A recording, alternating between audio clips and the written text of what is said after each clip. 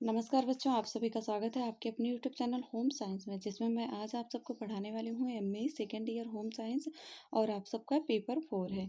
तो पेपर 4 है बच्चों, जिसमें आज हम लोग जानेंगे रिसर्च मेथड ऑफ स्टैटिस्टिक्स। जी हाँ, हम लोग जानेंगे सांख्यिकी में अनुसंधान पद्धति। जो सांख्यिकी में अनुसंधान पद्धति है, हमारा 4 पेपर है, चौथा पेपर है। और ये बहुत ही महत्वपूर्ण, इसमें मैंने आज आप सबके लिए प्रश्न शामिल किए हैं, जो स्तंभ रेखा चित्र है और बारंबारता है और टेलीचिन्ह है। जैसा कि आप सब देख पा रहे हैं, ये टीचर जो मैम है वो स्तंभ रेखा चित्र के बारे में दर्शा रही हैं, पढ़ा रही हैं। तो हम भी इसी के बारे में आज चर्चा करेंगे। जैसा कि आप सब ने अपने पेपर में, अपनी बुक में भी देखा होगा कि स्तंभ रेखा चित्र, बारंबारता, टेलीचिन्ह, ये सब बहुत ही महत्वपूर्ण है आपके रिसर्च मेथड ऑफ स्टैटिस्टिक्स में।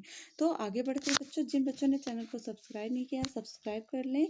और जिन्होंने वीडियो को शेयर नहीं किया है, शेयर कर दें। जी हाँ बच्चों, आप सबको पता होना चाहिए कि आपकी टीचर इतना आप सबके लिए मेहनत कर रही हैं और आप सबको फ्री क्लास दे रही हैं। तो आप सब भी मैम के लिए कुछ किया करें, क्योंकि ये भी आप सबका फर्ज होता है, दायित्व होता है कि आप सब लाइक किया करें और चैनल को सब्सक्राइब किया करें और दोस्तों में शेयर भी किया करें, क्योंकि इससे आपकी टीचर का मोटिवेशन भी बढ़ता है।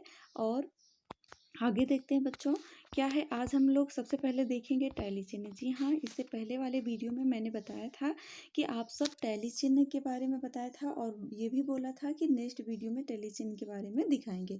तो सबसे पहले यही जान लेते हैं टैली चिन्ह के बारे में। जैसा कि आवृत्त विवरण के बारे में पढ़ाया था, उसमें कहा था कि टैली चिन्ह के बारे में, तो सबसे पहले लास्ट में बताए थे। तो जिन बच्चों ने उस वीडियो को नहीं देखा, वो जाकर के देख लें, बहुत ही महत्वपूर्ण वीडियो है आवृत्त विवरण वाला। तो जैसा कि हम आगे बढ़ते हैं, सब वर्गों को लिखने के बाद आप सबको पता है कि मैथ में तो आपको ऐसे दे दिया रहेगा, आपको सिर्फ टैली चिन्ह दर्शाना रहेगा। आप अपनी नोट्स में बना करके ऐसे बॉक्स बना करके टैली चिन्ह दर्शा देंगे, पर इसमें लिखना भी पड़ता है। होम साइंस है बच्चों, इसमें समझाना भी पड़ेगा, लिखना भी पड़ेगा। तो इसलिए पहले जान लेते हैं कैसे लिखेंगी आप।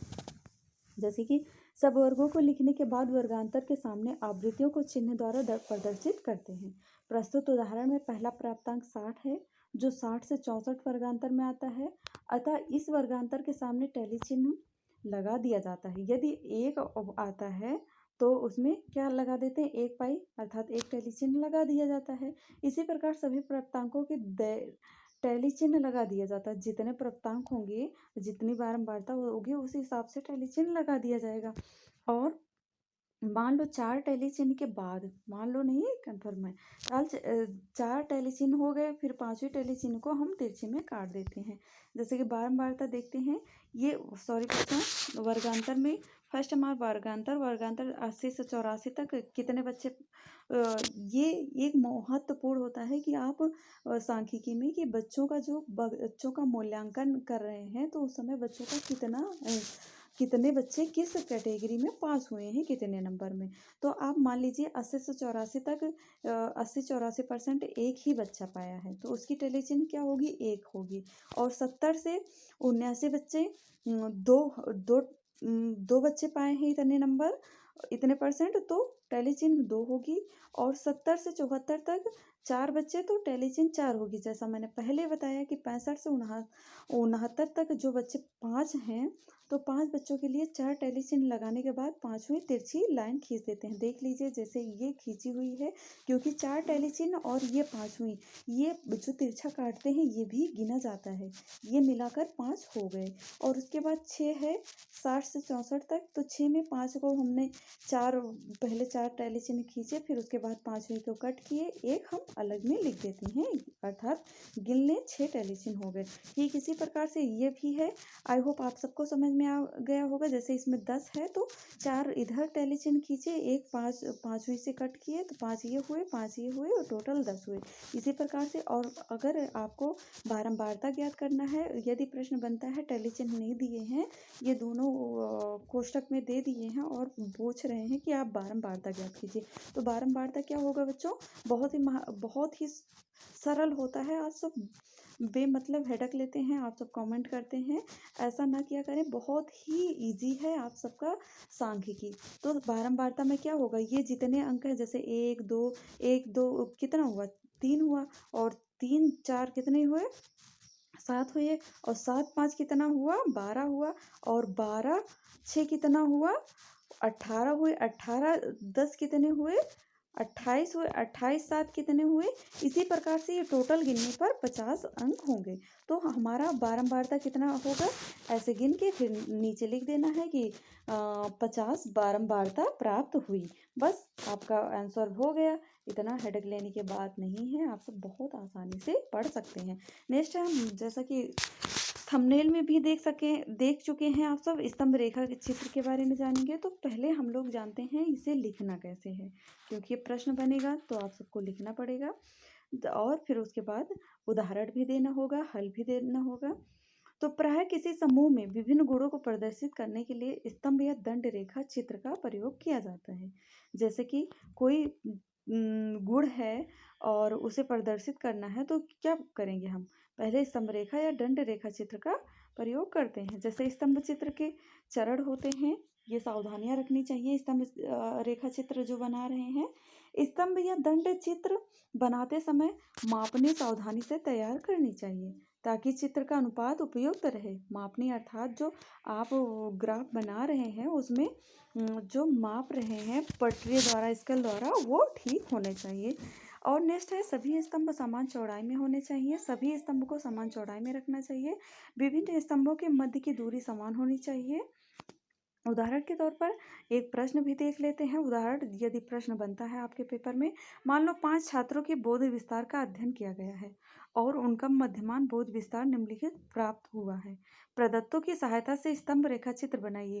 अब ये प्रश्न आपको ऐसे मिलेगा पेपर में, जैसे छात्राएं हैं ABCDE, ये इतनी छात्राएं हैं और मध्यमान बोध विस्तार इतना है, 6 है इनका। A का 6 है और B का 7 है और C का 10 है और D का 8 है और E का 9 है।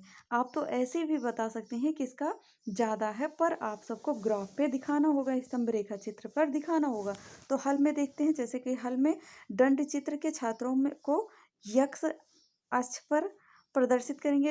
छात्रों, जैसे कि ये छात्राएं ABCD, इनको हम यक्ष अक्ष पर प्रदर्शित करेंगे, अभी आगे दिखाएंगे। और मध्यमान बोध विस्तार को y अक्ष पर प्रदर्शित करेंगे, जिसके पश्चात क्या छात्राओं के प्रतिनिधित्व करने वाले मध्यमान का बोध विस्तार के अलग अलग स्तंभों में बनाए जा सकेंगे। जैसे कि देख पा रहे हैं स्तंभ विस्तार और स्तंभ चित्र में बोध विस्तार। तो y अक्ष मैंने कहा कि y अक्ष जो स्तंभ y अक्ष होगा, ये मध्यमान होगा। जैसे कि मध्यमान क्या है? 10 है, 8 है, 6 है, 4 है, 2 है, फिर शून्य से लेते हैं। और ठीक उसी प्रकार यक्ष अक्ष होगा, A होगा, B होगा, C होगा, D होगा। तो इसमें सबसे ऊपर ग्राफ क्या है उसमें मैंने बताया कि देख लीजिए, यहाँ पर है A है हमारा 6, तो A हमारा 6 पे गया, ये देखिए बच्चों 6 पे गया। और B है हमारा क्या है? B है हमारा 7। तो 8 के नीचे क्या होगा? 6 के बाद 7 होगा, तो यहाँ बीच में स्पेस है तो यहाँ तक बीच में कर देंगे। 8 के नीचे 7 हो गया, B हमारा 7 हो गया। और C है हमारा 10, तो ठीक उसी प्रकार 10 पे ग्राफ ले जाएंगे तो हमारा C 10 हो गया। और D है हमारा क्या है बच्चों? D हमारा क्या था? D है हमारा 8, तो हम इसको 8 तक लाएंगे। और उसके बाद E है हमारा 9 तक। जी हाँ, देख लीजिए E है 9 तक, तो E का ग्राफ 9 तक लाएंगे। इसी प्रकार से यक्ष अक्ष पर हम ग्राफ को प्रदर्शित करेंगे। फिर अब हम जानते हैं इसके बारे में, इसको हम तो बना दिए, अब जानेंगे इसको हमें दर्शाने के बाद लिखना भी पड़ेगा इसके बारे में। तो आप क्या लिखेंगे? उपर्युक्त चित्र का अध्ययन करने से, अभी तक जिन बच्चों ने लाइक नहीं किया है लाइक कर दें, क्योंकि आप सब लास्ट में लाइक करना भूल जाते हैं और सब्सक्राइब करना भी भूल जाते हैं। और यदि आप सबको सांख्यिकी के बारे में पढ़ना है अपने होम साइंस सेकेंड ईयर के पेपर के बारे में, तो जरूर सब्सक्राइब कर लें। उपर्युक्त चित्र का अध्ययन करने से ज्ञात होता है कि सी छात्रा का बोध विस्तार सर्वश्रेष्ठ है। जी हाँ बच्चों, जो सी छात्रा है उसका बोध विस्तार सर्वश्रेष्ठ है, सबसे ऊपर सी छात्रा है। उसके बाद क्या है? ई का बोध विस्तार उससे कम है। जो ई छात्रा है उसका बोध विस्तार 9 है, वो कम है, 10 से कम है। फिर उसके बाद आता है जो सभी छात्राओं से उच्च है, डी का बोध विस्तार, और किंतु जो सभी छात्राओं से उच्च डी है, सी सभी छात्राओं से उच्च है, लेकिन डी का बोध विस्तार सी एवं ई से कम है। क्या है? सी एवं ई से कम है किसका बोध विस्तार? डी और डी का बोध विस्तार। और किंतु ए तथा बी से अधिक है बी बोध विस्तार। जो ए है और बी है उससे अधिक क्या है? बी है और ए सबसे कम है। ए क्या है? किंतु शेष अन्य छात्राओं से कम है। ए जो है सभी छात्राओं से कम है, इसलिए ए का बोध विस्तार सबसे कम है। यदि प्रश्न बनता है कि किस अंक का किसका बोध विस्तार अधिक है, तो सी का बोध विस्तार सबसे अधिक है और ए का बोध विस्तार सबसे कम है। तो उपर्युक्त इस प्रकार आप जान सकते हैं, उपर्युक्त चित्र से छात्रों के बोध विस्तार का तुलनात्मक अध्ययन किया जा सकता है। आई होप आप सबको वीडियो बहुत पसंद आया होगा। मिलते हैं नेक्स्ट वीडियो में नेक्स्ट टॉपिक के साथ। तब तक के लिए जय माता रानी।